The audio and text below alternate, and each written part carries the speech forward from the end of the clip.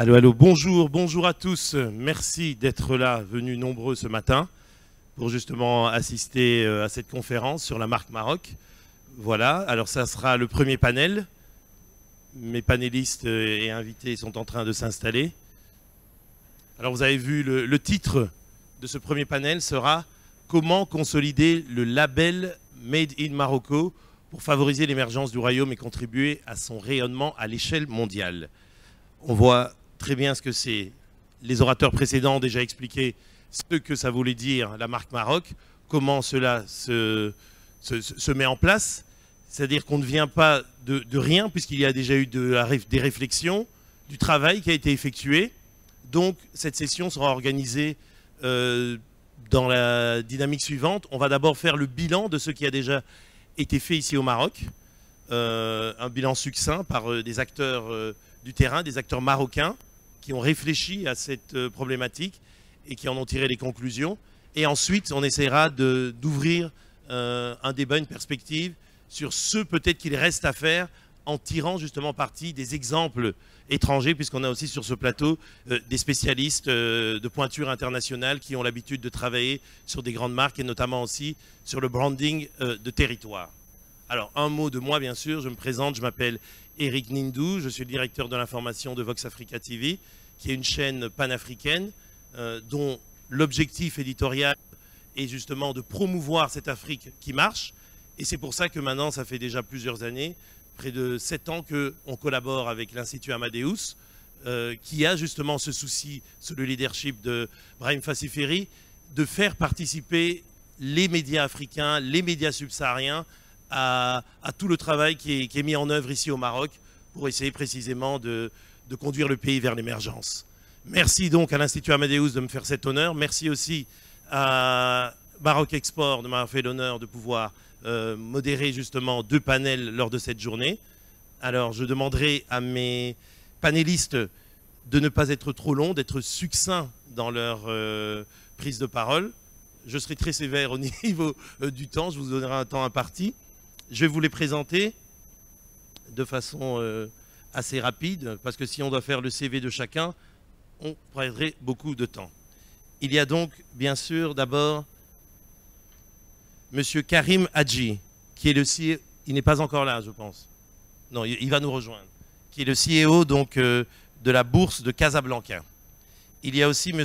Mohamed Benayad, qui est le secrétaire général du ministère du Commerce extérieur. M. Benayad, vous êtes là? Voilà, merci. Merci d'être avec nous. M. Taoufik Mouline, qui est directeur général de IRES. Merci d'être là. Il y a M. Abbas Hazouzi, le PDG de Midi 1 TV. Merci d'être avec nous. M. Hamid Banbrahim Andalousi, qui est le président de JIMAS. Voilà. Pardon? BIN. Ah, d'accord, ok. Merci beaucoup. Merci d'être avec nous. Il y a aussi Édouard Malbois, le CEO de Enivrance. Il est là, merci d'être là. Malcolm Allan, CEO de Placemakers. Voilà. Et enfin, M. Roger Viqueri, CEO de International Brand Tours. Voilà, il est aussi là. Ils sont tous là. Alors, on commencera, je donnerai la parole. Vous aurez chacun 4 minutes. Essayez d'être succinct, précis et concis. À M. Taoufik Mouline, qui est le directeur général justement de l'Institut de recherche stratégique voilà, du Maroc. D'études stratégiques du Maroc. Voilà. C'est à vous, monsieur. Je voudrais d'abord remercier donc, les organisateurs pour l'invitation à cette conférence internationale. Je serai 4 minutes. En 4 minutes, c'est très difficile d'exposer un peu les conclusions d'un travail de 3 ans pratiquement. Depuis le message royal du 30 août 2013, dans lequel Sa Majesté le Roi donc, a demandé à l'IRES de consacrer ses efforts donc, à la politique étrangère et à la diplomatie dans toutes ses dimensions. Et dans le même message, il a insisté sur la question du label Maroc pour que ça soit réellement je dirais que tout le monde se mobilise autour de cette question, que ça ne soit pas seulement un slogan. Bon, depuis 2013, nous travaillons sur cette question-là, ainsi sur la question du capital immatériel, pour laquelle l'Institut a aujourd'hui une grande expertise, même au niveau international. Concernant donc la question de la marque, nous avons examiné un peu les concepts. C'est un concept qui est plus fait pour les entreprises que pour les nations. Donc il n'y a pas de définition claire aujourd'hui du concept, de par un peu l'approche microéconomique du concept. Mais certains pays ont quand même développé leur marque pays. Ce qui ressort en quelques mots des travaux de l'Institut, c'est que d'abord le capital de marque est une composante du capital immatériel. Deuxièmement, que toute politique intérieure qui vise à valoriser le capital immatériel contribue donc à cette question de national branding. Et que c'est très important que tous les acteurs partagent un peu la même vision dans le cadre de cette marque pays pour donner une image réelle donc, et actuelle qui soit cohérente et positive. Les benchmarks qui ont été faits, aussi bien pour les pays développés que pour les pays en développement, ont montré qu'il y a un certain nombre de critères à avoir quand on veut élaborer une marque pays. Parmi les critères, je vais les citer par ordre d'importance décroissant. D'abord, la volonté politique, qui soit donc exprimée au plus haut niveau de l'État, et dans le cas du Maroc, c'est déjà ça. Deuxièmement, il faudrait qu'il y ait un renouveau de l'économie. Et donc, on est sur un sentier de croissance, je dirais, accéléré. Et là aussi, on y est sous réserve, bien entendu, de l'aléa climatique. Troisièmement, il faudrait que la plupart des pays qui ont développé des marques pays, pour les pays en développement, ils ont utilisé leurs atouts immatériels pour promouvoir leur développement. Et particulièrement, ils ont développé une politique de soft power. Et le Maroc aussi a aujourd'hui une politique. Troisièmement, ces pays-là sont globalement dans une démarche de développement progressif, mais soutenu. Leur richesse historique, culturelle, humaine est souvent séculaire. Donc ça, c'est pour les critères. Pour les pays développés, c'est une autre approche. Ils basent donc leur image pays sur la performance de leur secteur industriel, de leur secteur de la recherche scientifique et de l'innovation. Les atouts du Maroc, donc aujourd'hui, je peux considérer que le Maroc a réuni les conditions pour élaborer sa propre marque. Je ne vais pas parler des atouts, je pense qu'ils ont été développés les uns et les autres. Bon, malgré ces atouts, il y a encore un déphasage réel entre l'image du Maroc à l'extérieur et la réalité telle qu'on l'aperçoit nous-mêmes en tant que Marocains. Bien que sur le plan de la réputation et sur 70 pays, la réputation auprès des pays du G8, d'après l'étude de l'Institut royal d'études stratégiques, on est à la 36e position sur 70 pays. Et on est une réputation qui est meilleure que la plupart des pays émergents, et meilleure que tous les pays arabes et l'ensemble des pays africains. Au niveau je dirais,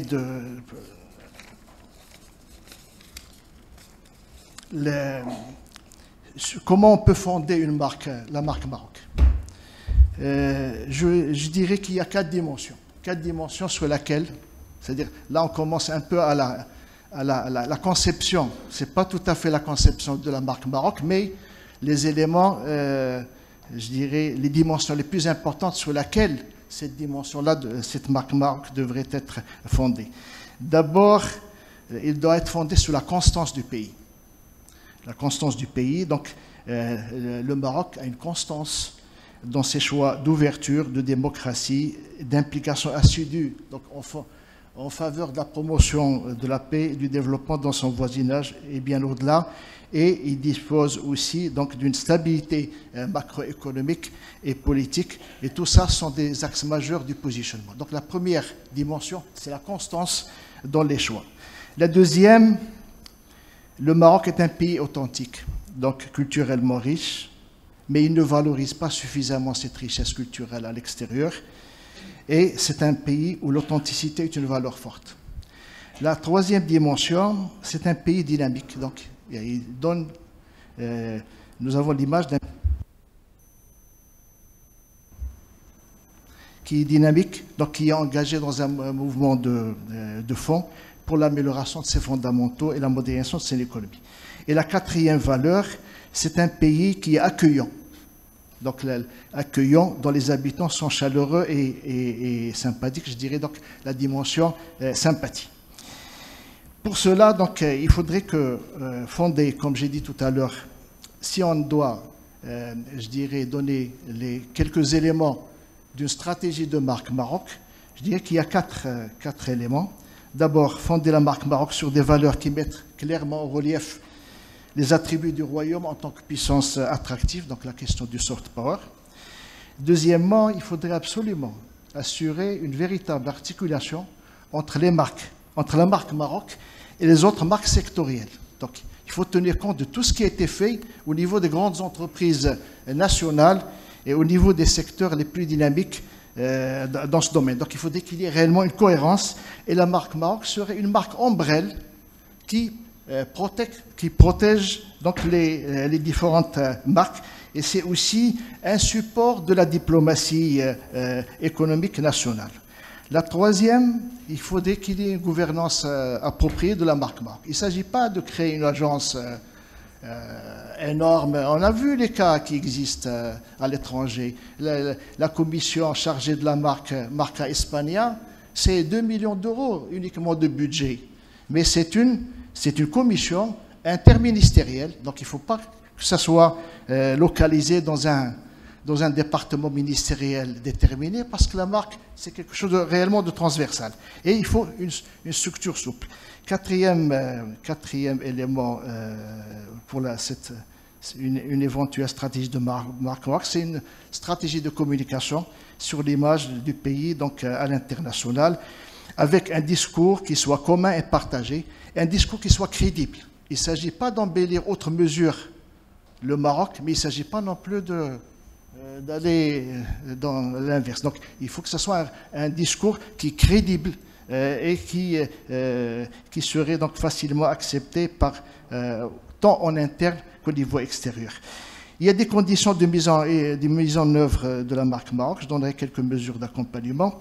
D'abord, un observatoire de l'image du Maroc. Et je pense qu'il existe aujourd'hui au niveau de l'Institut Royal, avec les enquêtes régulières sur la réputation.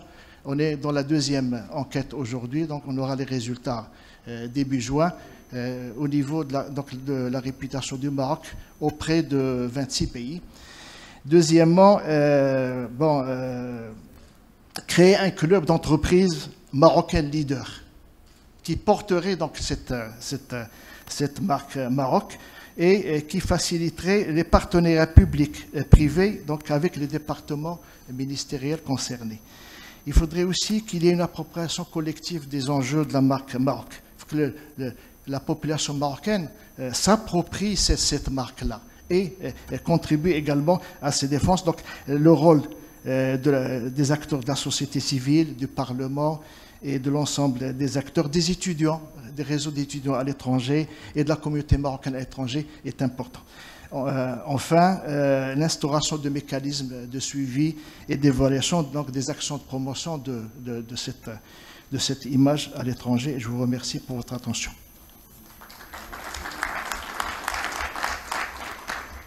Merci beaucoup, Monsieur Mouline. Merci pour cette mise en perspective. On voit que donc ça a été un travail de réflexion qui a déjà donc tracé les lignes directrices de ce qu'il faut faire, d'où on part d'abord, et puis ce qu'il faut faire pour pouvoir renforcer et consolider cette marque Maroc. On va poursuivre justement ce chemin vers les actions qui ont déjà été menées Et notamment, comme on l'a dit, et les orateurs précédents l'ont aussi dit, une marque pays, ça sert à quoi? Ça sert notamment à pouvoir aussi se vendre à l'extérieur, vendre le savoir-faire marocain. Et alors, pour en parler, je vais passer la parole à M. Mohamed Benayad, qui est le secrétaire général du ministère du Commerce extérieur, pour qu'il nous explique aussi, en 5 minutes, ce que ce travail préalable qui a été fait sur la marque Maroc a déjà produit peut-être comme effet au niveau des chiffres du commerce extérieur et au niveau de certains secteurs clés que le Maroc met en avant. Merci, c'est à vous. Merci. Je voudrais au début remercier Maroc Export et Amadeus pour cette opportunité. Je ne crois pas que je vais faire un exposé sur l'évolution des échanges extérieurs, puisque la question qui nous a été posée essentiellement, c'est comment construire le label Maroc. Donc je me limiterai à la réponse à cette question.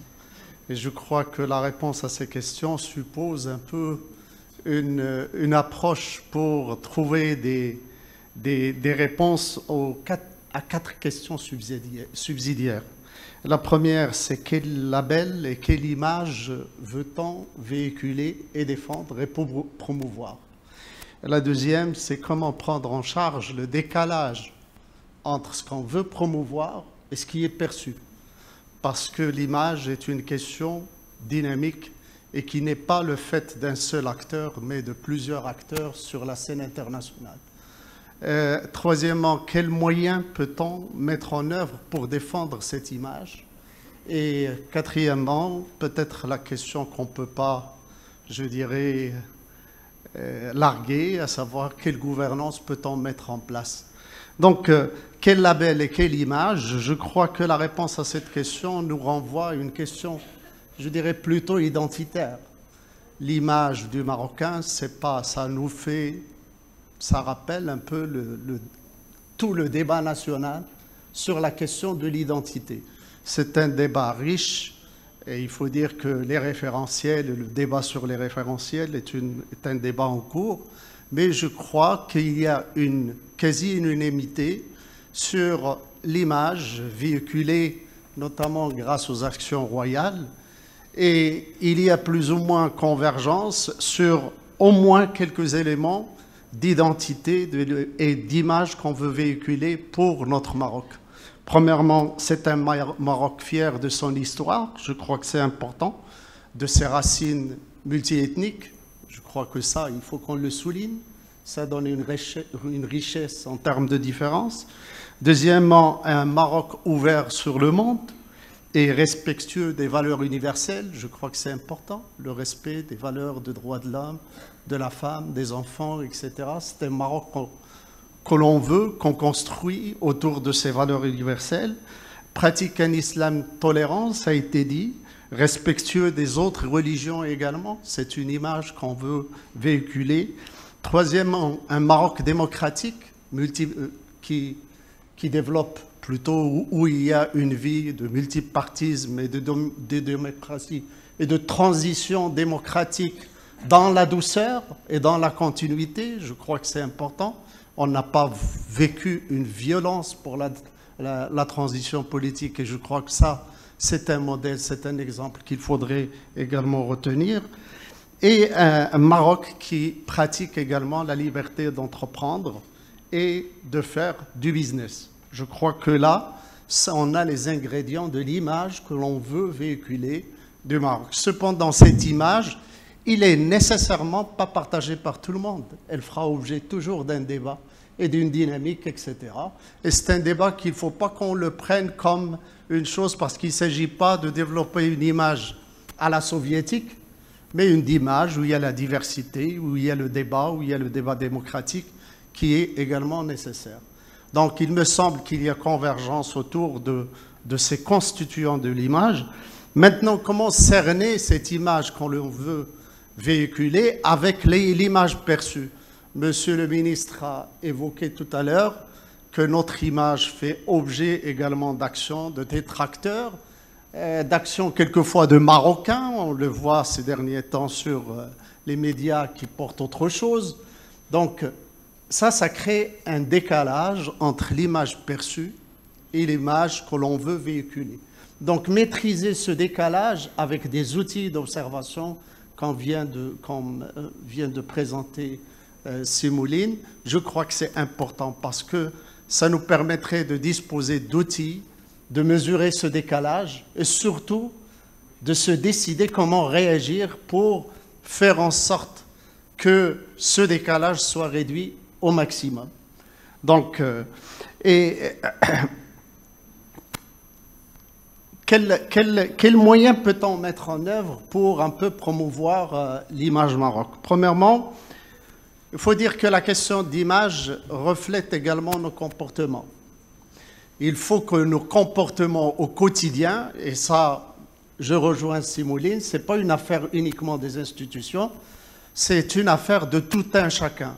Plus les comportements divergent de l'image qu'on veut véhiculer, plus on est dans un problème de manque de crédibilité.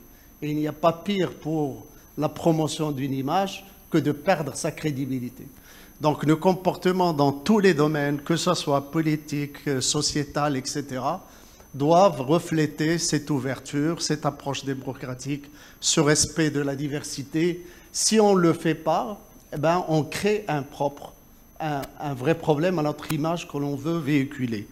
Donc, et ça, c'est une question de cohérence. Une image qui souffre de manque de cohérence risque de devenir non crédible, et ça pose un problème. Deuxièmement, il faut qu'on se dote d'outils, je dirais, beaucoup plus performants.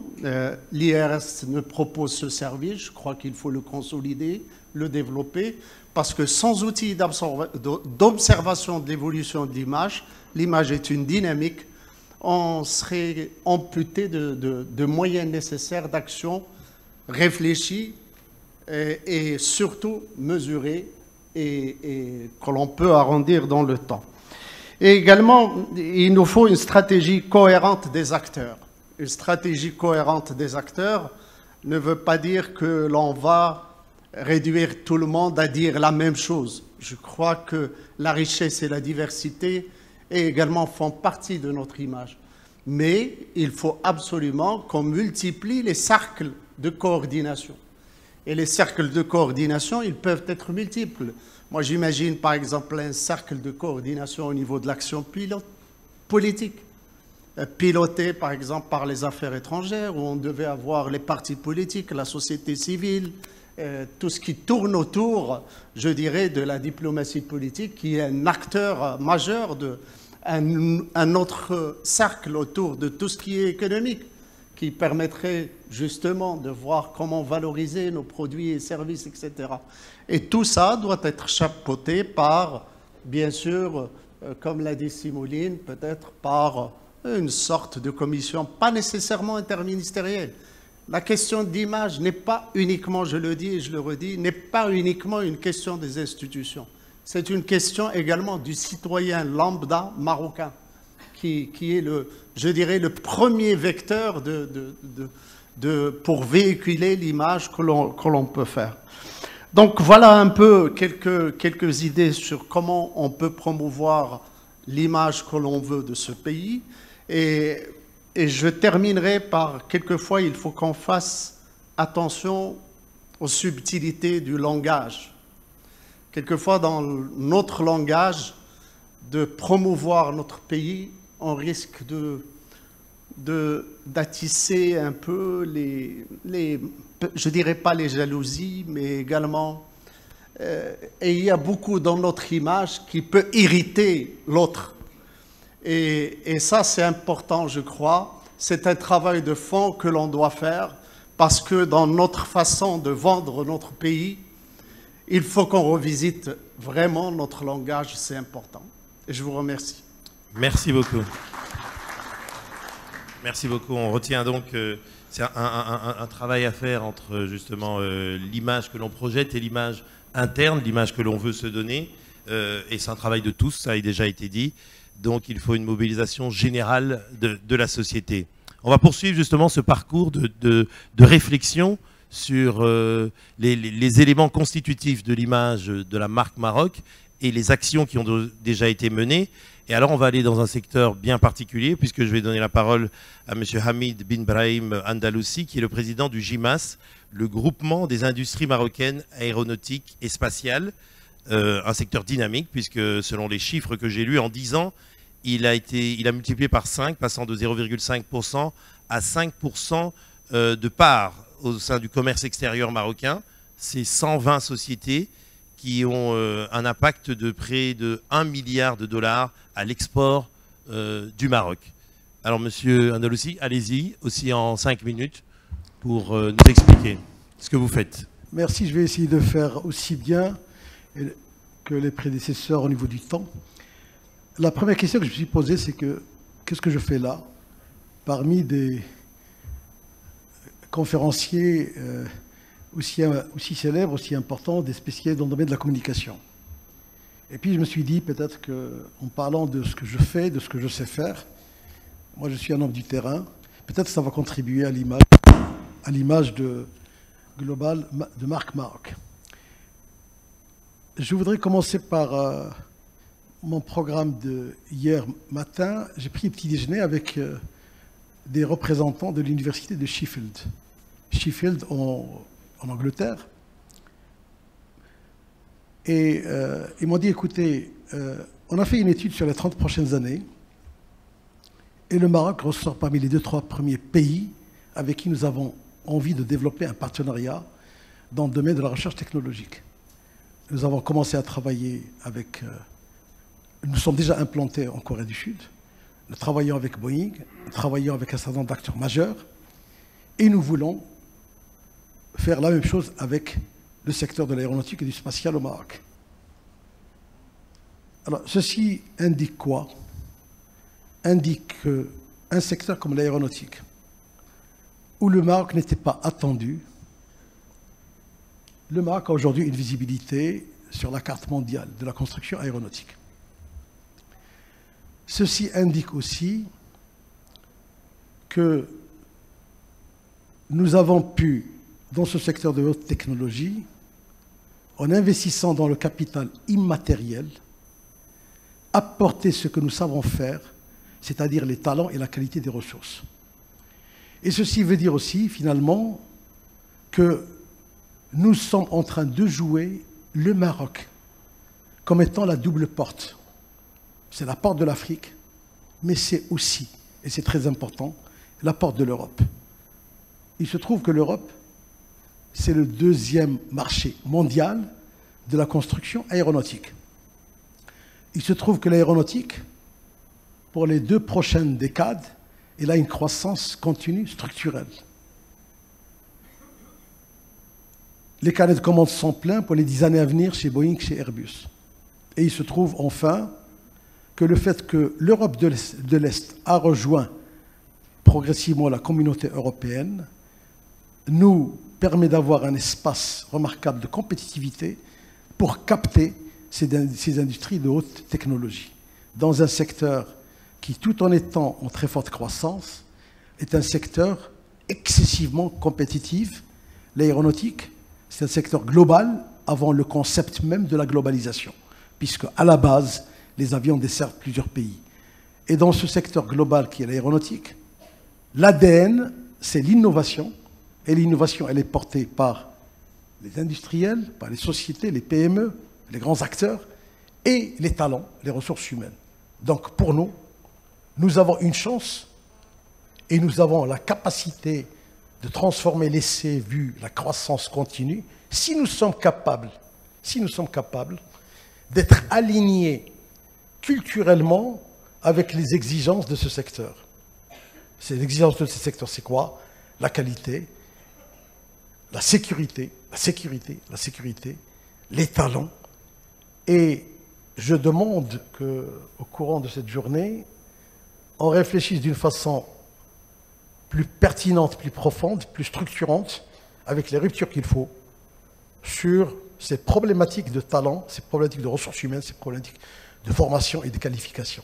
Si nous ne sommes pas capables d'assurer les transformations rapides dans ces secteurs-là, et tout ce qu'on fera n'aura pas de portée dans la durée. Pour conclure, Aujourd'hui, nous existons dans ce secteur.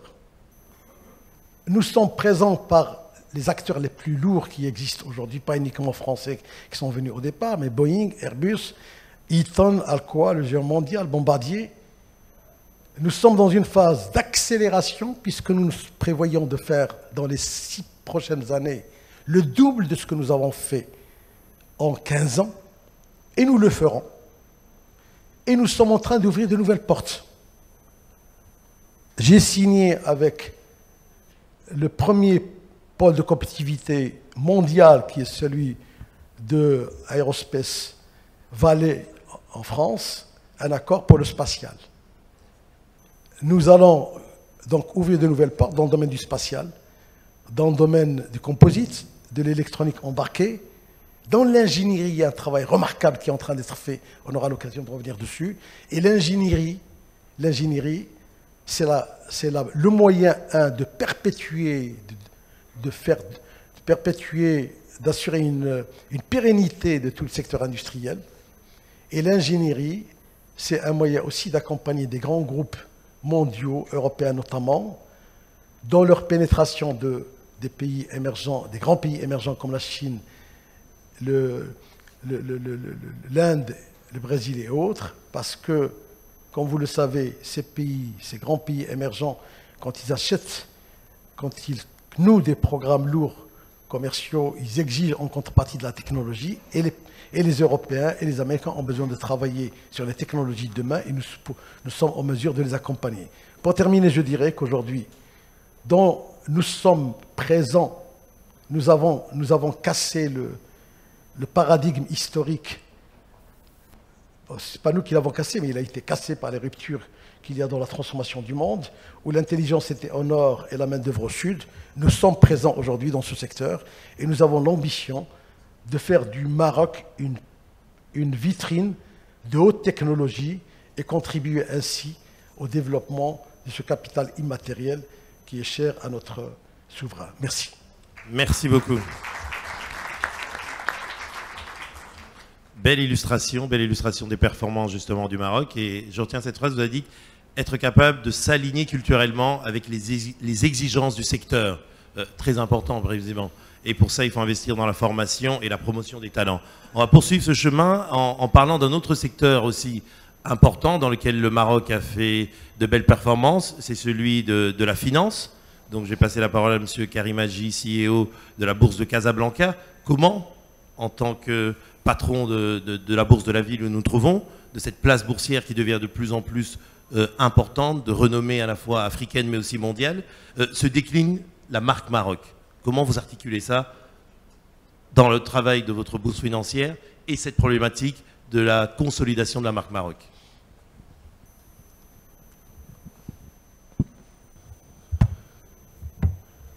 Voilà. Je vous remercie. D'abord, je pense que ça aurait été préférable que M. Ibrahimi parle plutôt de la place financière. C'est lui le patron de la place financière de Casablanca. Donc, je crois que ça aurait été souhaitable qu'il soit ici. Il en parlera tout à l'heure, tant mieux. Parce que la Bourse de Casablanca s'inscrit résolument dans le cadre des hautes orientations de Sa Majesté d'ériger Casablanca en hub financier régional. Et donc, le porteur de ce projet, c'est naturellement Casablanca Finance City, qui est légitime pour parler de cette ambition régionale et internationale de Casablanca. Au niveau de la Bourse de Casablanca, je dirais que notre manière de porter la marque Maroc, c'est à travers les entreprises, naturellement, qui sont cotées à la Bourse de Casablanca, dont certaines ont une empreinte africaine. Je pense notamment aux banques, aux assurances, aux télécoms, aux sociétés immobilières, aux sociétés minières qui opèrent sur le continent africain et qui donc ont une légitimité à positionner notre pays comme porte sur l'Afrique, comme l'a dit tout à l'heure M. Ben Brahim. Plus généralement, sur la question de la marque Maroc, ce qui me frappe, c'est qu'en fait, nous avons évoqué beaucoup de sujets, beaucoup de secteurs où la marque Maroc pourrait être portée, et c'est difficile d'avoir une marque Maroc qui s'applique à tout, qui s'applique à la technologie, qui s'applique au tourisme, aux énergies renouvelables, à la finance. C'est pas possible. Il va bien falloir à un moment choisir un thème qui représente de manière, je dirais, plus universelle notre pays à l'étranger. Ça peut être l'authenticité, ça peut être l'écotourisme. Ben voilà, l'écotourisme est un secteur, par exemple, vu que le Maroc est extrêmement à l'avant-garde grâce aux orientations de Sa Majesté dans les énergies renouvelables. Le Maroc pourrait se positionner non seulement comme un leader au niveau des énergies renouvelables, mais également comme une destination d'écotourisme. Là, c'est quelque chose qui nous parle. C'est une manière de positionner la marque Maroc qui est cohérente avec notre orientation stratégique.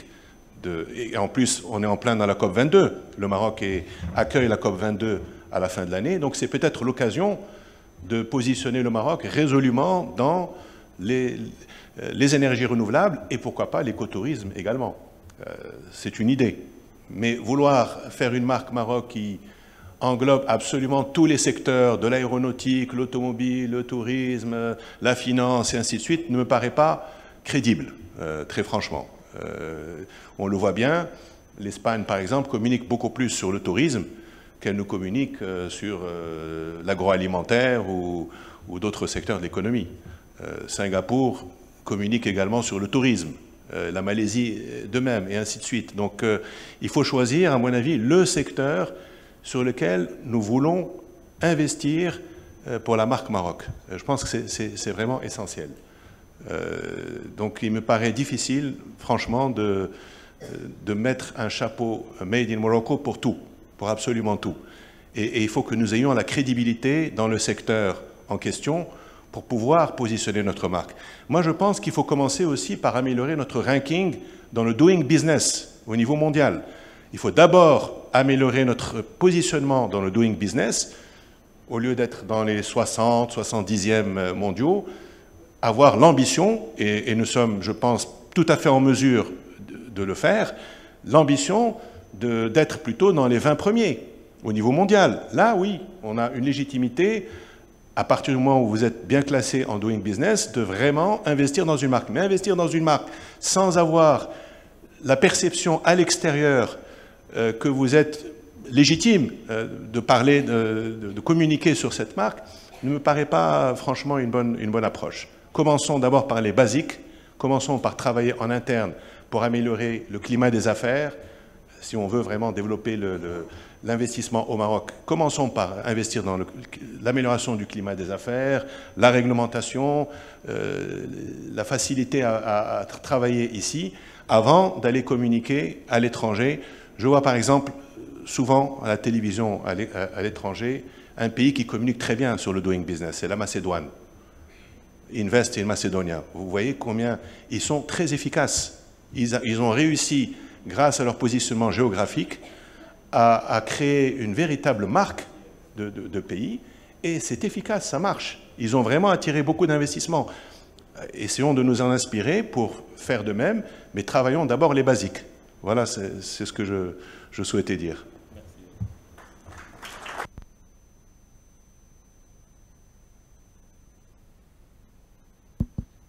Allô, voilà. Merci beaucoup, Monsieur Hadji. Bonne question que vous avez posée, hein, et d'ailleurs, on l'a senti et qu'elle effleurait tout au long des prises de parole précédentes, c'est-à-dire que c'est quelque chose de multidimensionnel, un travail sur la marque.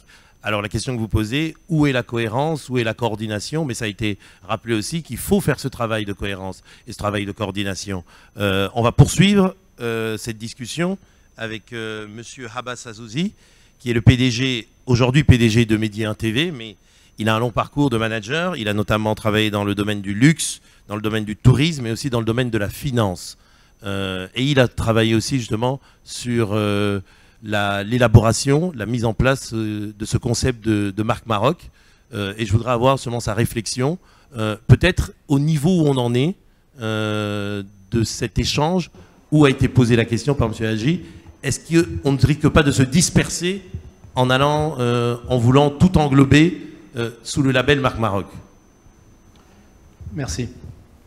Je vais essayer d'être concis aussi, même si c'est un exercice difficile, mais je vais essayer d'être concis pour répondre à la question. Je pense qu'il y a énormément de choses qui ont été faites depuis les 15-16 dernières années, justement pour avoir une approche, disons, de développement du pays, tant au point de vue économique que au point de vue politique.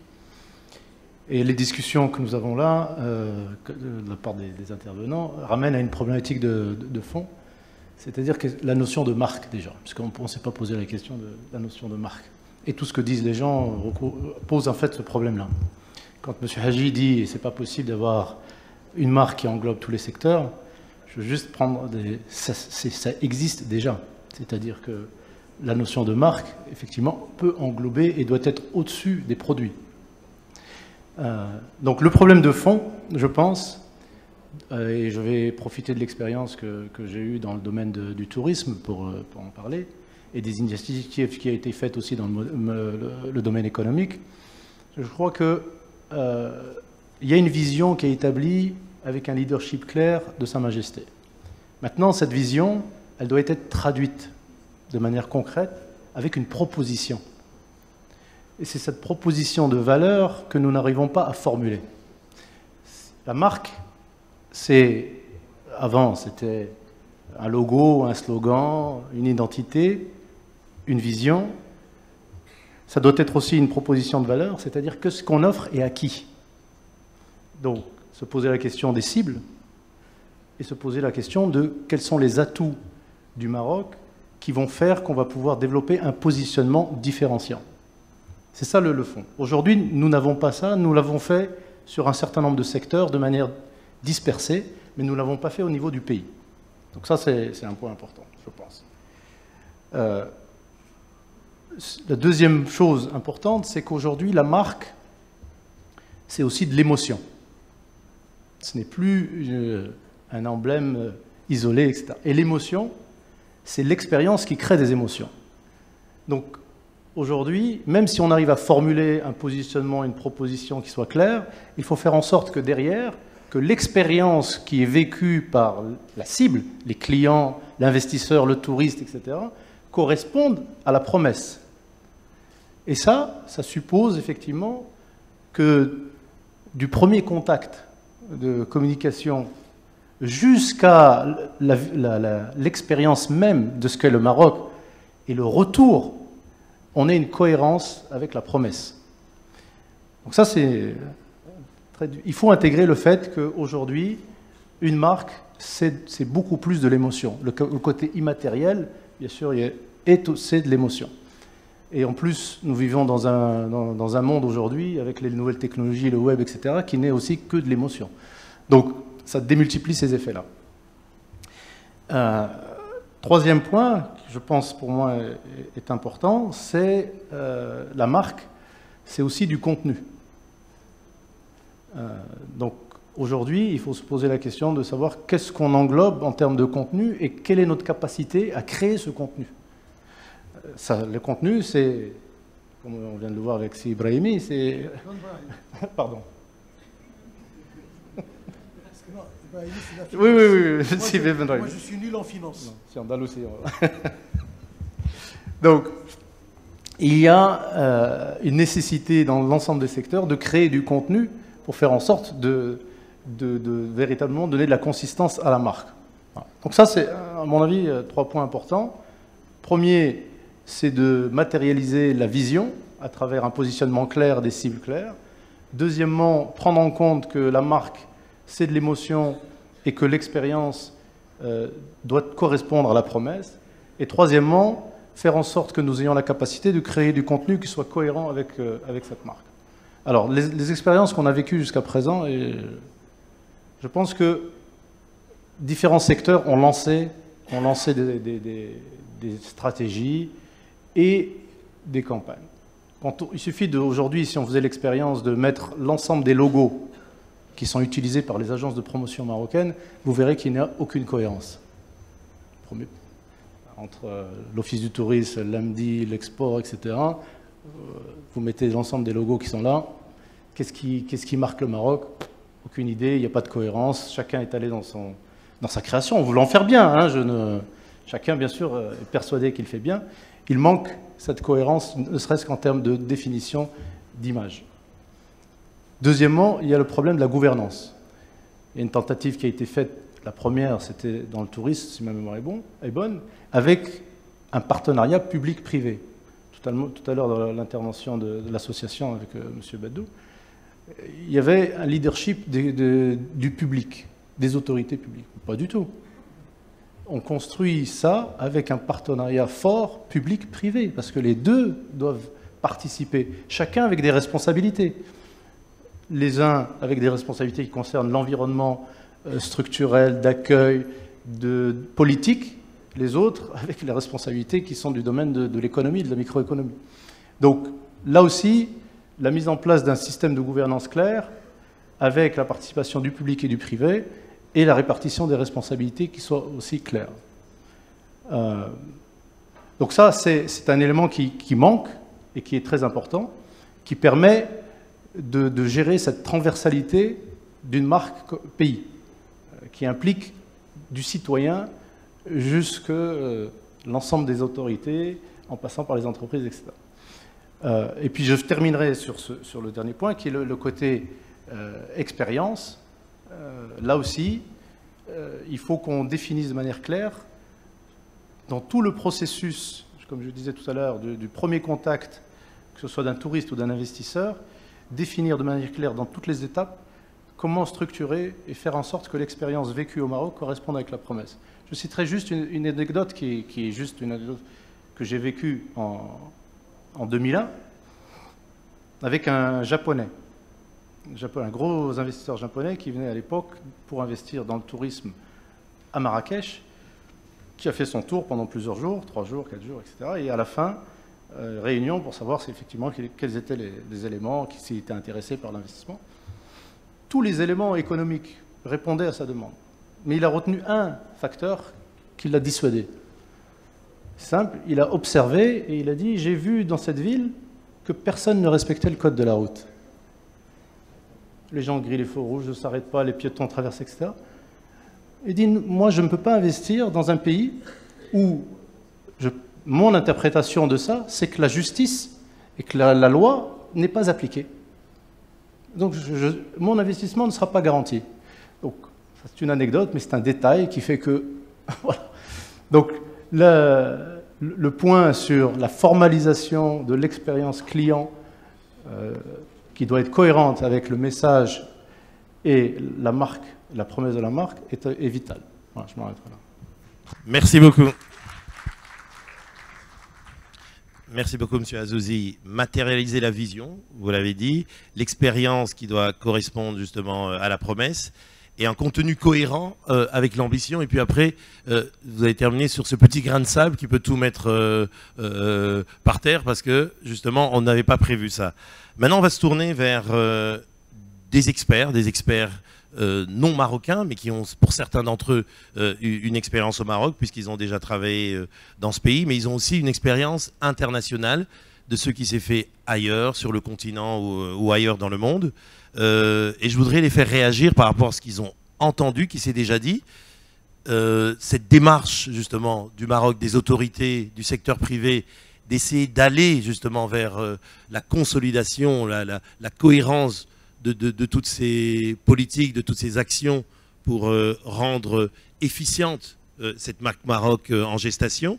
Je commencerai par M. Édouard Malbois, qui est le CEO d'Enivrance, avec une grande expérience de création et de renforcement des marques au niveau international et au niveau non seulement du secteur privé, mais aussi des pays. Il a travaillé notamment sur le Brésil. Il m'en a déjà d'ailleurs parlé en aparté. Je voudrais vous faire réagir justement là-dessus.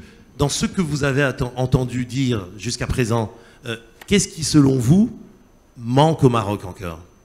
Quel est le missing link? D'abord, j'aimerais remercier l'Institut Amadeus et Maroc Export pour cette superbe invitation. Je vais essayer de compléter le point de vue brillant de mon prédécesseur. Moi, j'aimerais rappeler une chose, c'est que la question de la marque marocaine se pose à tous les pays.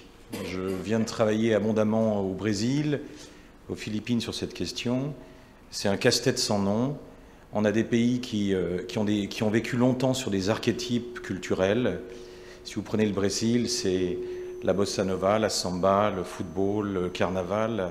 Mais est-ce qu'on construit une économie sur le passé, sur des imaginaires qui ont été éculés, fatigués? Et si vous prenez d'autres pays comme la France, qui est mon pays, va-t-on continuer à développer la France sur le recyclage de la baguette, de la tour Eiffel, du vin et de ce beau pays qu'est la France? Je pense qu'à un moment se pose au Maroc et à d'autres pays la question du capitalisme de l'imaginaire. C'est-à-dire, quand on regarde les marques qui émergent aujourd'hui, ce ne sont pas des marques réelles, ce sont des marques virtuelles. Si vous regardez le dernier classement entre Google, Amazon, YouTube, toutes ces marques sont des marques omnipotentes, omniprésentes, mondiales, puissantes, et elles contribuent à transformer la société. Donc la première question, c'est de se dire, le Maroc vit ce que bon nombre de pays vivent, c'est une page blanche pour construire un imaginaire et pour installer sa modernité. Ce qui est très intéressant aussi, c'est que le Maroc, à mon sens, est un creuset, est une fondation des valeurs expérientielles de la marque contemporaine. Moi, j'ai grandi dans le monde entier, j'ai toujours grandi avec le Maroc comme étant un lieu mythologique, légendaire, qui raconte des histoires à nul autre pareil. Et si on me parlait de l'ambre, de la date, de l'argan, de l'olive, du moucharabier, de toutes ces valeurs, elles sont constituantes à ce pays, elles sont belles, elles sont remarquables.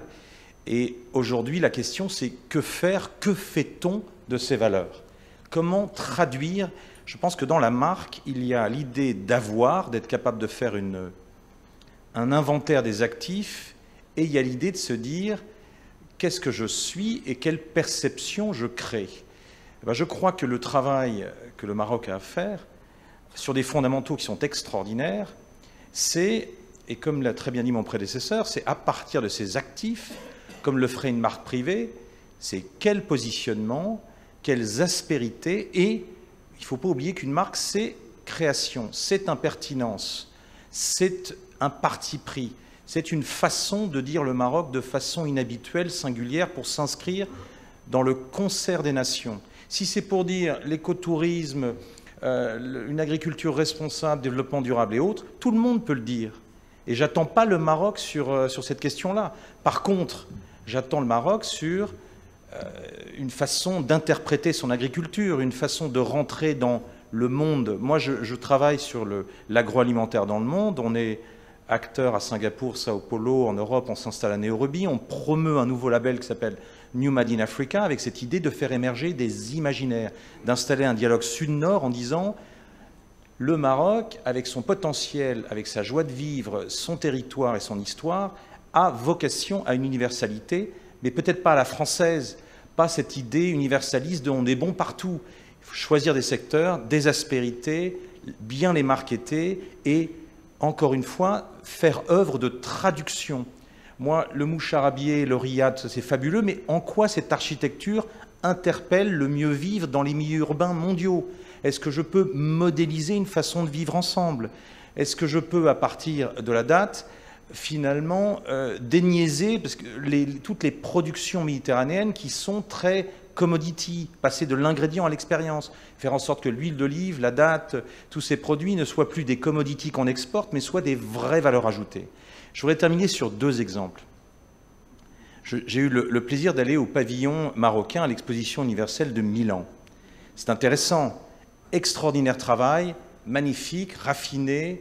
On se balade à travers le pavillon, on a l'impression d'être dans un palais, c'est beau, mais en même temps, on en reste à une certaine idée conventionnelle, traditionnelle du Maroc, et on attend qu'émerge un peu de folie, un peu d'impertinence et des aspérités. Sans aspérité, il n'y a pas de marque. Sans aspiration, sans rêve, sans positionnement singulier, on n'est pas capable de créer une aspiration. Deuxième exemple que j'aimerais donner, et qui concourt au témoignage de mon voisin, c'est de dire une marque, c'est une expérience de A jusqu'à Z. Hier, j'ai emprunté Royal Air Maroc, qui est une compagnie tout à fait remarquable. Est-ce que j'ai entamé l'expérience du Maroc en montant à bord? Avec tout le respect que j'ai pour cette compagnie, non. Je n'ai pas eu le sentiment de vivre le début de l'expérience Maroc. Or, c'est le premier pas que je pose sur cette lune Maroc, entre guillemets, qui est un imaginaire qui est extrêmement important pour moi. C'est comme quand je débarque à Copacabana au Brésil et que depuis 50 ans j'ai la carte postale en tête et que j'arrive et que je suis déçu par l'entretien, par les gens, alors que c'est magnifique, c'est extraordinaire, mais au fond, la carte postale ne tient pas la route. Donc pour conclure, ce qui me paraît très important, c'est de dire dans un monde qui bouge avec les nouvelles technologies, avec le marketing des États, tous les pays se posent la même question. Le leadership ancré sur mon histoire et ma capacité à traduire mon histoire en modernité. Et ce qui est fondamental avec le Maroc, c'est que la fondation est excellente. Vous êtes une des capitales de l'imaginaire mondial. Vous êtes assis sur un imaginaire extraordinaire. Donc dans l'émergence de ce capitalisme de l'imaginaire, vous avez tout pour gagner si vous vous organisez, si vous mettez en place une stratégie qui soit une stratégie de contenu et d'image en prenant des risques, en étant créatif et en faisant émerger du Maroc ce qui est peut-être aujourd'hui un peu invisible entre les lignes, qui est la traduction de ce capital en modernité et en aspérité capitalistique.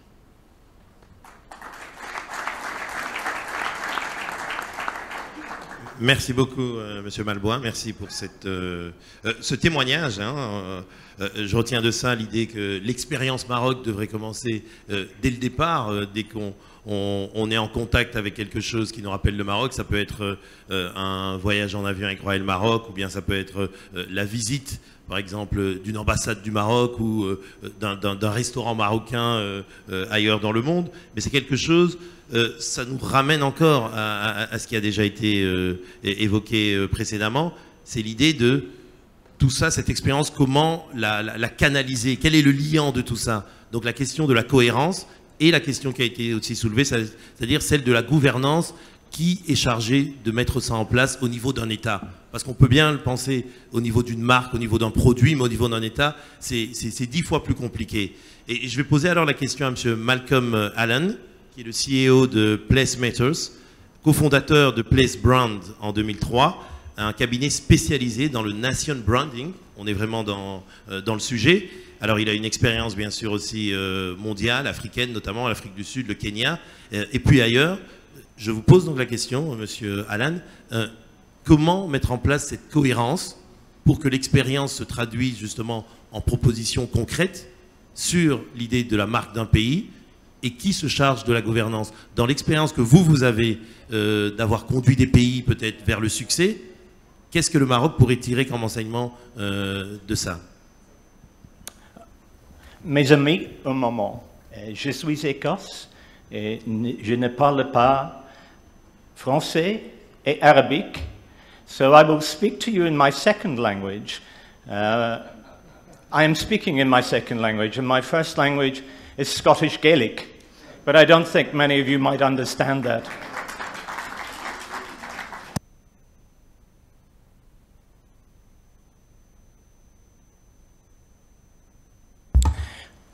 The question, pardon me, the question is really fundamental.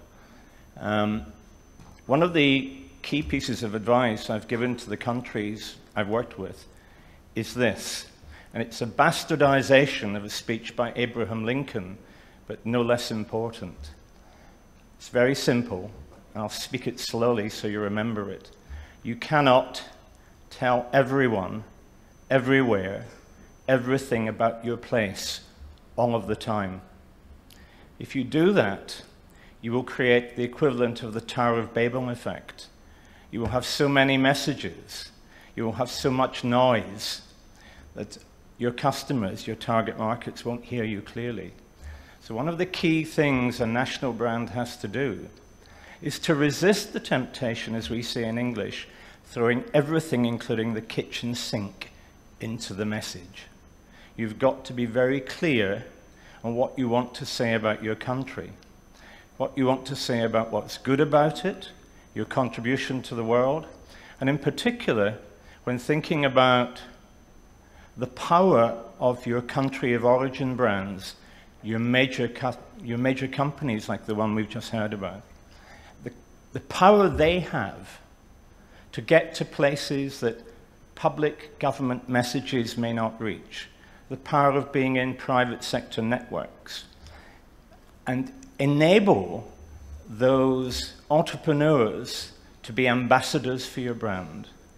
And a consequence of that is you must bring your ambassadors from the productive sectors, the service sector, from tourism, the aeronautics sector, as we've just heard, into the process of building the brand. Because in many respects, they live and breathe the communication of a brand product in foreign markets every day. And you don't just want their time and their networks, you want their experience in the governance of the brand, of how best to communicate. And my sense for Morocco is that you have come a very long way in a remarkably short period of time. But I have to tell you, you have a longer way to go. You don't build a nation brand overnight. And in many countries, the prime ministers and the presidents want it tomorrow. They want to be able to go on CNN and have opportunities to get re-elected on the back of the national brand. And you must resist that temptation. This is not about politicians to be re-elected. And there are some continents of the world where this is very prone to happen, like South America and other places.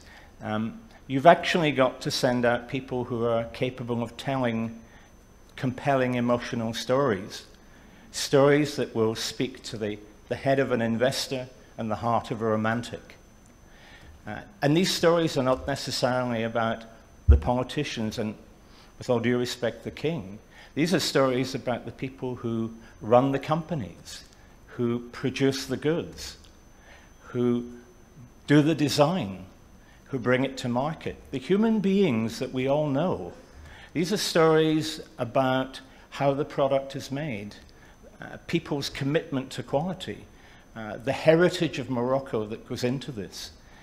These are stories that can appeal to everyone in this room, regardless of position or experience. We all love a story. Storytelling is inimical and it's central to the human psyche. Storytelling is at the heart of how we communicate. We've just heard two great stories. We all like telling jokes. We all like making people happy. In the world that we now live in, storytelling is the most powerful effect of national brand through social media. Yes, it has its ups and downs, but if you think about the number of people who will say, read an advert in the business magazine of the Moroccan airline about the brand, every flight, every year, maybe tens of thousands. And yet, if you can command the heights of social media, you can speak to hundreds of millions. So part of your brand governance has got to cover this and be very active in that respect. And I'd finish by saying that you've all got to speak with one voice. I grew up in what was called the Church of Scotland, and there's a phrase there that we all sing from the same hymn sheet.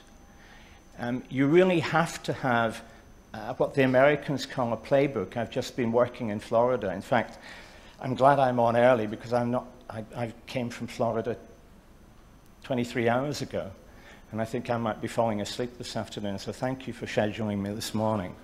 But the key thing is, to use a sporting analogy, who is your quarterback? Any of you have seen American football? The guy who commands the match is the quarterback. He's not the captain. It's the guy who's sitting between the front field and the back field, who's playing the play, who's watching what the opposition are doing. And he tells many stories to his players throughout a match, but they're all designed to win the game. So what you've got to be able to do is create a playbook for winning in the places that you want to influence through telling your great brand story. Remember my point? You can't tell everyone, everywhere, everything about your place all of the time. You've got to make tough choices. You've got to decide who are the countries to begin with where you can sell more product, for example, in country of origin goods, where you have market penetration, You've got to talk to the countries where the majority of tourism is coming from. Talk to the countries where your people are going to university in foreign countries. 3 target markets, and make sure that everyone, including students who leave here, Taiwanese students who leave to come to the United Kingdom, are briefed by their country on their national brand.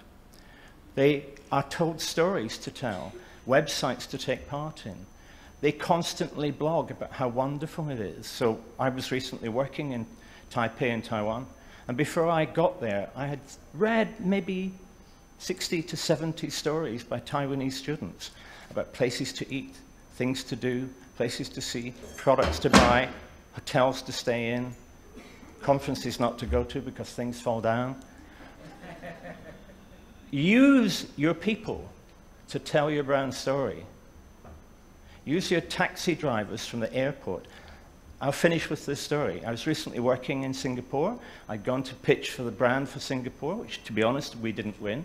A New York ad agency got it. Sometimes they win, sometimes they lose.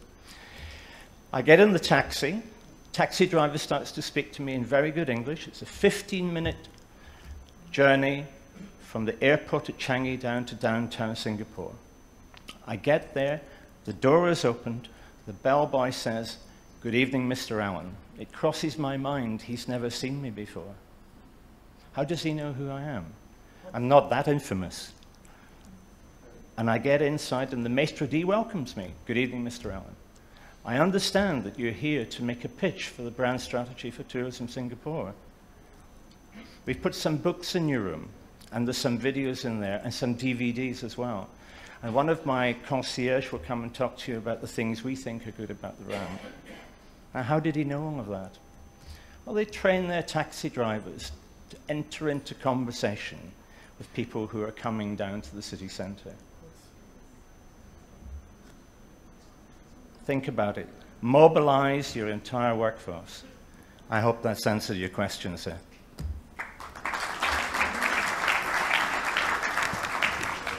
Oui, bonjour. Merci, Monsieur Allen. Merci pour cette expérience et ce témoignage important. Je retiens ceci. Vous dites, il faut choisir son quarterback, il faut choisir donc son leader, celui qui va mener un petit peu ce combat. Il faut aussi faire le choix du récit. Donc, choisir, c'est renoncer, comme on dit. On ne peut pas tout dire tout le temps, hein, comme vous l'avez dit.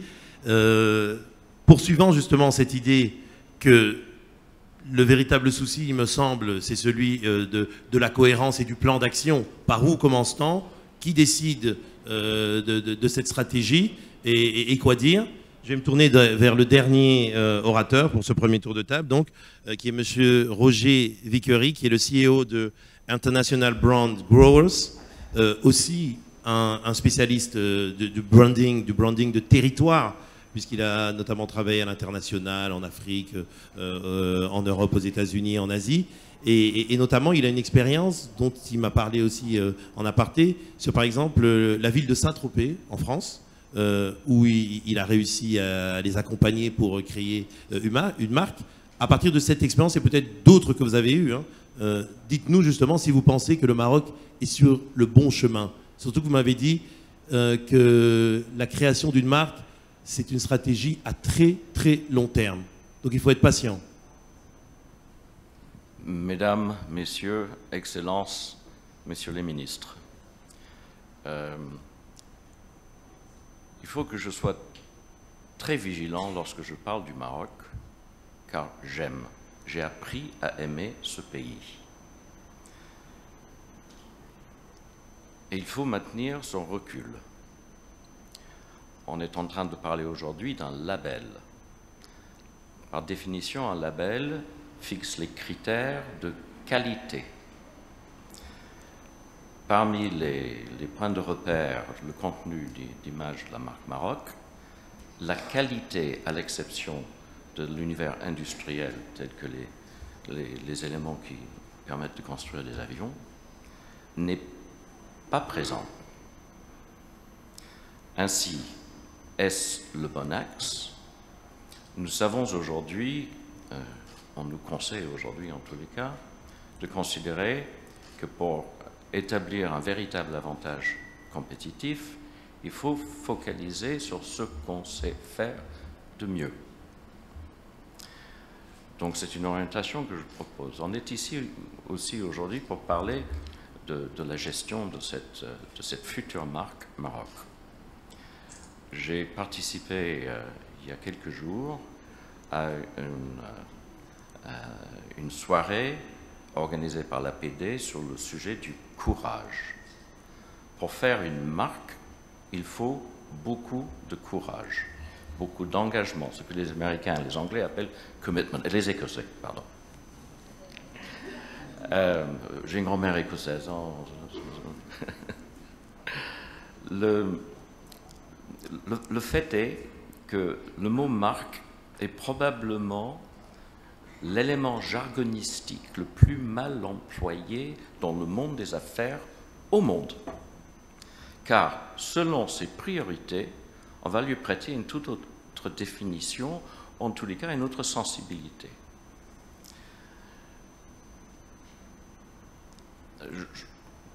J'éviterai de refaire trop de définitions, mais disons déjà que la marque, c'est comme un iceberg. Son essentiel est sous l'eau, on ne le voit pas. La marque, c'est, pour utiliser un langage cher aux Français, autant le signifiant que le signifié, autant le contenant que le contenu.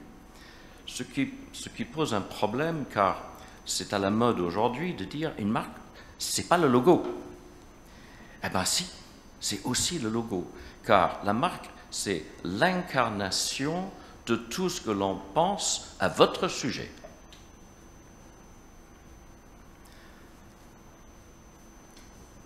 Il y a des définitions de marque territoriale à non plus finir. Il y en a deux que j'aime. Celui du vieux Ed Burkhardt, qui est un ancien de Procter & Gamble, qui dit que la marque territoriale est la gestion proactive d'un lieu et de son état futur. En effet, il faut être résolument tourné vers l'avenir. Et c'est pour cela que ça demande du courage. Vous avez le bonheur d'avoir un roi qui est à la fois résolument moderne et résolument traditionnel. Il a le courage de vouloir que le Maroc devienne le grand pays qu'il a toujours été aux yeux du monde. Une autre définition de marque territoriale. C'est un réseau d'associations dans l'esprit du consommateur, que nous préférons appeler le prosommateur aujourd'hui, produit par l'expression visuelle. On revient à la manière dont on va exprimer le contenu de marque, verbal et comportemental d'un lieu, pays, nation, région, ville, qui prend vie à travers les objectifs, la communication, les valeurs et la culture générale des parties prenantes du territoire et la conceptualisation et présentation du dit territoire. Il faut savoir que le développement d'une marque et d'une marque de pays est bourré de pièges. Je prends l'exemple de la baie d'Along qui a réussi à se positionner au Vietnam comme le lieu qu'il ne faut pas rater, qu'il faut visiter, le must. Une des grandes préoccupations des responsables de marques de pays, c'est d'obtenir le label UNESCO, un vrai label, une vraie caution.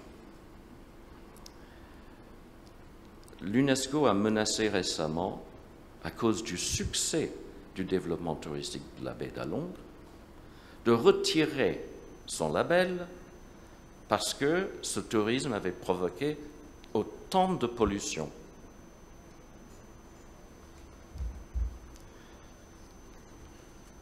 Une marque, plus pour un pays que pour une entreprise, doit coordonner les notions de fonctionnalité et de rêve. Pour devenir une marque territoriale, un lieu doit pouvoir se dépouiller de ses évocations purement matérielles. Sinon, on n'est pas dans l'univers de l'émotion, ce dont on a parlé préalablement.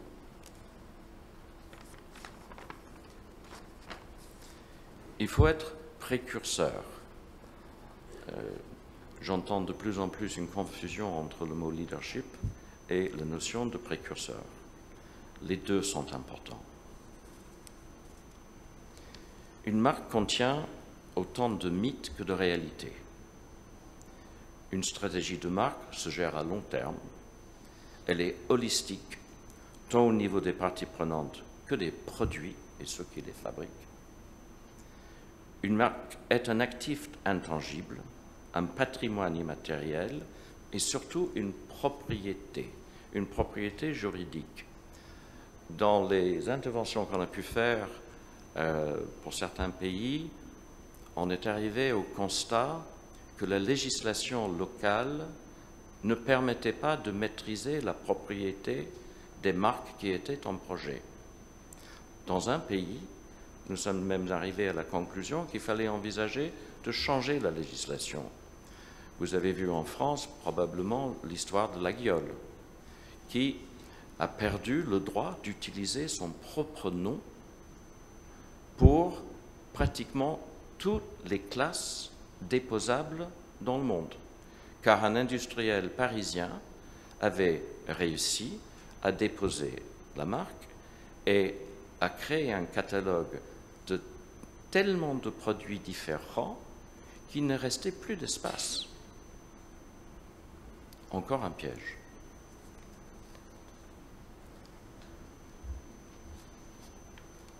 Le développement d'une marque prend du temps. Beaucoup de temps, beaucoup d'argent. Une marque publique se doit d'être développée de manière à produire un retour sur l'investissement et au moins coûtant. Car la marque et les activités de marque d'un pays sont sous la loupe en permanence, non seulement à l'intérieur du pays, mais à l'extérieur du pays, et on arrive au mot magique du benchmarking. Le benchmarking devient indispensable lorsqu'on gère une marque de pays, car si vous ne le faites pas, on le fera pour vous.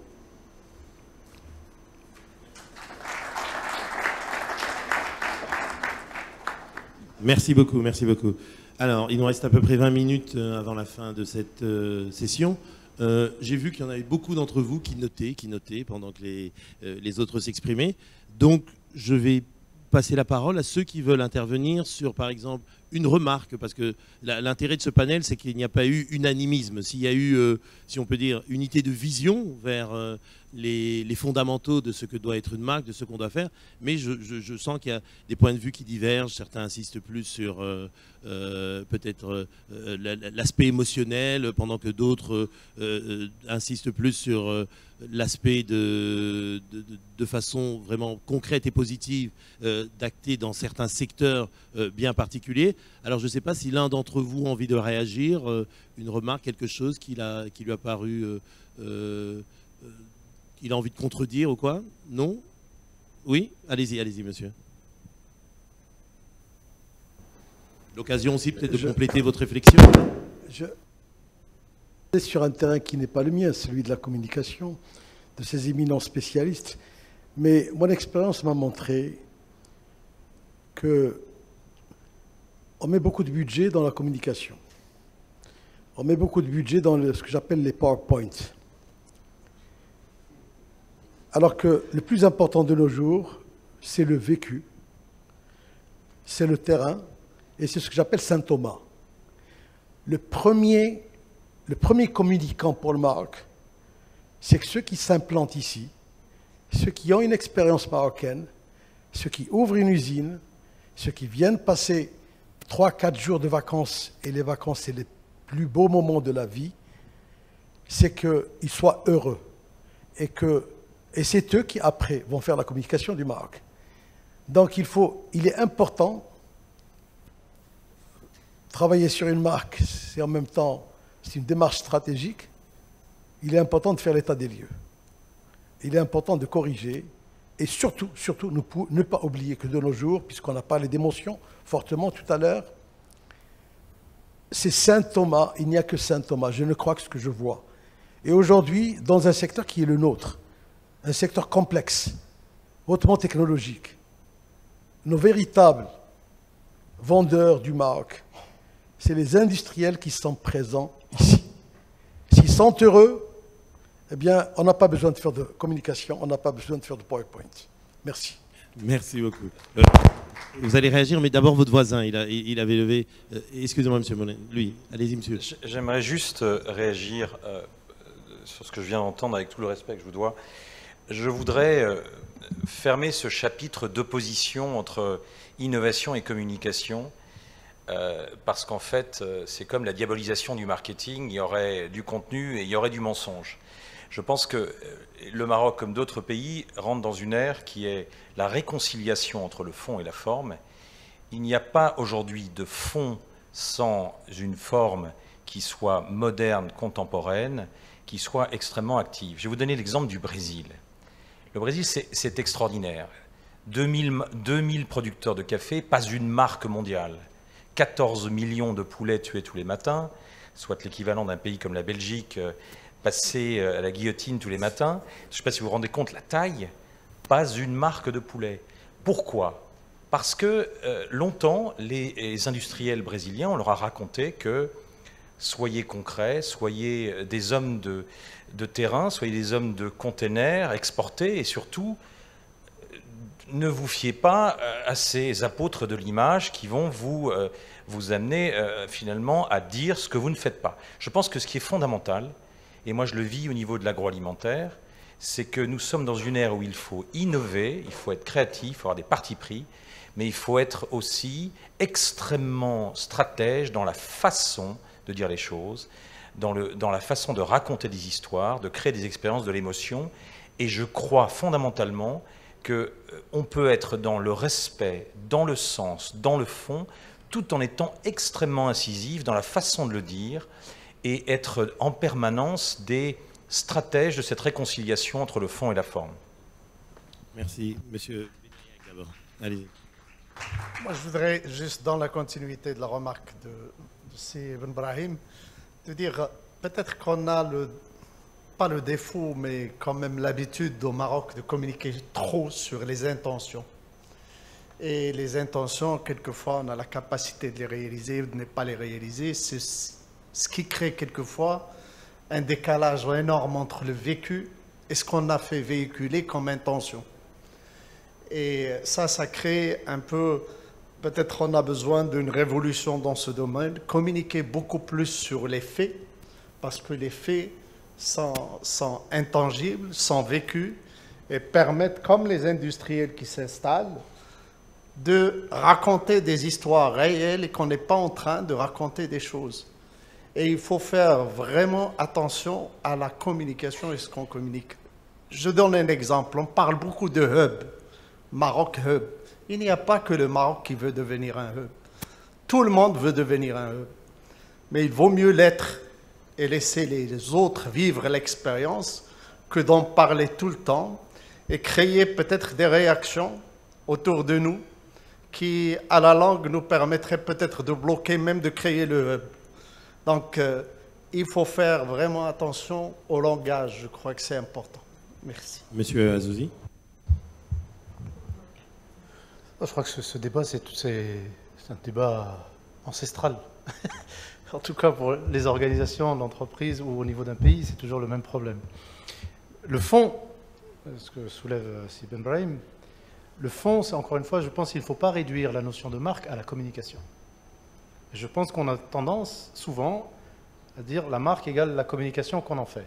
Non.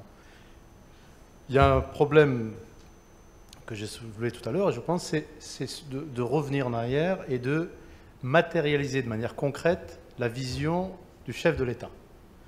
Et matérialiser cette vision, ça appartient aux professionnels, aux organisations publiques, de définir de manière clairement quelle est la proposition de valeur que l'on va faire en tant que Maroc, faire des choix, comme nous disait notre ami, sorry, I don't have your name, faire des choix en termes de quels sont les pays que l'on va viser, quelle est l'offre que l'on va faire, et avoir un positionnement clair. Ensuite, dérouler en termes de mise en œuvre, tant en termes de réalité concrète au niveau industriel, au niveau touristique, de cette expérience que l'on veut donner, et définir le message qui convient. Je ne pense pas qu'il faut avoir une opposition entre communication et réalité, et il ne faut pas non plus réduire la notion de marque à la notion de communication. Deuxième point qui est important, je pense, on le voit ici, c'est une question de fond que l'on vit depuis 15 ans, c'est la mise en cohérence et la transversalité de ce que nous avons à faire en tant que, pour promouvoir et pour mettre en avant une marque comme celle du Maroc. Il n'y a pas véritablement de communication, pour le coup, et d'intégration entre les différents départements. Je parle au niveau du gouvernement, et ensuite au niveau des secteurs. Même si les professionnels privés essayent d'organiser ça, il nous manque ce travail à faire pour que l'on détermine de manière claire quelles sont les priorités sectorielles qu'il faut mettre en avant. On ne peut pas, et le Maroc, je pense, n'a pas les moyens de partir tous azimuts.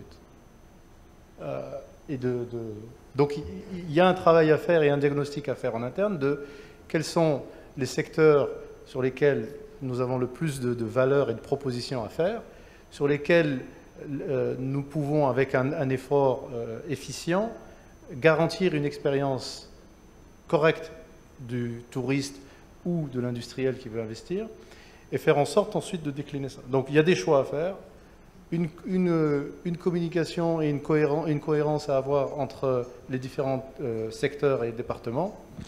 Et enfin, il y a aussi, je pense, un marketing interne à faire. C'est-à-dire, comme on le disait tout à l'heure, il y a le citoyen marocain. Il faut que... On ne s'est jamais posé la question, et je pense qu'on n'en a jamais eu, de communication ou d'action vis-à-vis du citoyen marocain pour faire en sorte que lui aussi soit aligné avec cette vision. Donc, vous avez le principal intéressé, parce qu'on parlait du chauffeur de taxi tout à l'heure, mais demain, c'est le serveur ou l'ouvrier ou le manager. Il n'y a jamais eu de communication et de marketing véritable interne pour faire en sorte qu'il y ait une adhésion aussi à cette marque Maroc. Et ça, c'est le premier travail à faire. C'est le premier vendeur, c'est celui qui appartient à la marque. Merci beaucoup. Je vais vous demander d'être vraiment... Applaudissez-le, oui. Merci. Je vais demander, parce que je vois qu'il y a beaucoup de mains se lèvent, mais le temps imparti est pratiquement fini, mais je vais laisser quand même la parole aux 3 derniers intervenants. Allez-y. Mais soyez vraiment concis, s'il vous plaît. Oui. Comme ce qui a été dit par la plupart des intervenants, donc je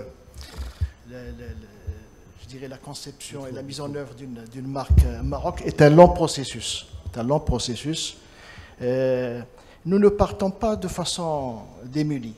Je peux vous attester, parce qu'on avait réuni donc, au niveau de l'Institut la plupart de ceux qui ont aujourd'hui réellement une marque Maroc.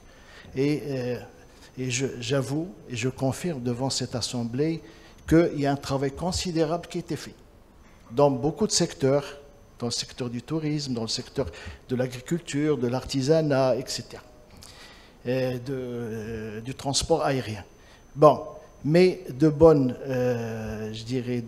réalisations sectorielles ne font pas une politique globale. Ces gens-là ont travaillé chacun de son côté. Et aujourd'hui, je crois qu'il a la première des choses, c'est de les réunir par cette instance, je dirais, qui devrait être chargée de l'élaboration de la marque Maroc, et pour qu'ils commencent à travailler ensemble au niveau de cette marque. Deuxième chose dont je voudrais parler, c'est que Rapidement, s'il vous plaît. Rapidement. C'est que la marque, on a souvent tendance à opposer immatériel et matériel. On ne peut pas il ne faut pas les opposer. Et le matériel, c'est important, et l'immatériel également est important, ils sont en interaction. Vous ne pouvez pas avoir une usine, je dirais, dernier cri de la technologie si vous n'avez pas l'immatériel qui est le capital humain. Le capital immatériel, la première composante de ce capital, c'est le capital humain. Et au niveau de la marque, il y a aussi, on peut parler de capital de marque. Et je crois que c'est comme ça qu'il faudrait poser la question. Dernière chose que je voudrais parler. Mais vraiment toute dernière, parce qu'on me fait des grands signes. C'est que le Maroc a besoin de tous ces hommes et toutes ces femmes. Elle a besoin de ses industriels, a besoin de ses penseurs, a besoin de ses enseignants, a besoin de sa communauté à l'étranger. Je crois il a besoin de tout le monde. Et chacun pourrait apporter sa contribution donc, au rayonnement du pays, à l'amélioration de sa réputation. Très bien, merci beaucoup. Alan, si vous avez 1 minute, vous voulez faire une remarque? 1 minute, 1 minute, please. Okay, so I'll go very quickly. The point I want to make is I heard lots of linkages. I didn't hear dissension, but after 25 years in the field, my hair color shows how difficult it can be. What I'd like to say is communication is the servant of action. Action is the servant of strategy. Strategy is the servant of vision. Get your vision right, prioritize your action from good strategy and communicate strategically. And I come back to it with the head and the heart. And you will unite the many viewpoints I heard on the panel. Thank you very much. Bien dit. Roger, en 1 minute aussi, si c'est possible. Je vais être encore plus rapide. Ah, c'est magnifique. Une règle de base, ne promettez pas ce que vous ne pouvez pas livrer. Voilà. Merci, merci. Et c'est sur ces mots qu'on va clore ce panel. J'espère que vous avez appris beaucoup de choses. En tout cas, moi, ça a été très fructueux pour moi d'apprendre, de voir ces débats qui sont mis en œuvre et de voir qu'il y a le travail qui a été entamé au Maroc, un travail qui sera de longue haleine, mais je pense, et vous partagez certainement ce point de vue, que le Maroc est sur la bonne voie. Il faut juste un peu plus de cohérence, de choix et une gouvernance pour savoir qui va organiser tout ça. Merci à tous les panélistes, en tout cas, merci pour votre prise de position, la pertinence de vos propos. Merci à l'Assemblée pour votre attention. On va faire une pause café à présent. Vous pourriez donc 10 minutes, la pause café, pour échanger, notamment avec les panélistes. Et ensuite, on revient pour le deuxième panel. Merci.